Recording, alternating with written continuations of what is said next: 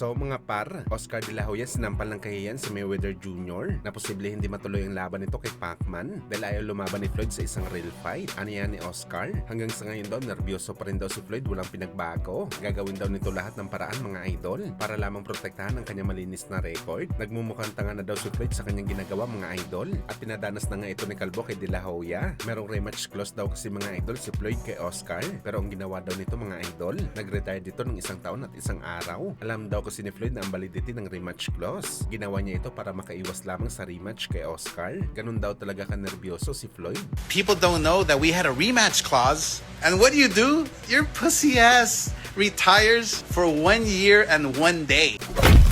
Samantala matapos nga po hinayag ni Koki Kameda at ng Psycho Lash na ang lahat ng boxing event nila nagaganapin sa Kyrgyzstan, kabilang ng inaabangan natin na laban sa pagitan ni General Casimero kalaban si Luis Nery ay officially postpone na ang laban sa dahilan ng international conflict dahil sa mga nangyari na gera sa Middle East. Pinospone daw lahat ng boxing event para ma-ensure ang safety ng mga boxer. Kung saan mga idol nagsalita na nga po si Jason Casimero sa pagkapospone ng laban. Aniya mga idol, mas mainam daw ito para kay Cuadro Alas na ipagpaliban mo na ang boxing event para mas lalong makapaganda ito ng mabuti sa training. Sa totoo lang daw kasi mga idol, kulang na kulang daw talagang panahon ni Alas sa training para sa laban nito kay Nery sa April 18. Mas pabor daw sa kanya mga idol na ma-extend ng konti ang laban nito kay Nery para mas lalong lumakas pa daw si Alas sa laban nito sa Mexicano. Hindi daw sila maghihinto sa training araw-araw para i-maintain ang timbang ni Casimero at palakasin ang kanyang resistensya sa bakbakan. Wala abangan na lang natin ang update mga idol sa laban, pero sana sa Japan na lang mangyari ang laban ni Casimero at Nery. Bukod sa dudumugin ang laban ng dalawang bad boy, mas mainam ito para sa kanilang exposure sa Japan na para sa ating mga idol. Siya talaga ngayon ang sentro ng world class boxing sa lower class.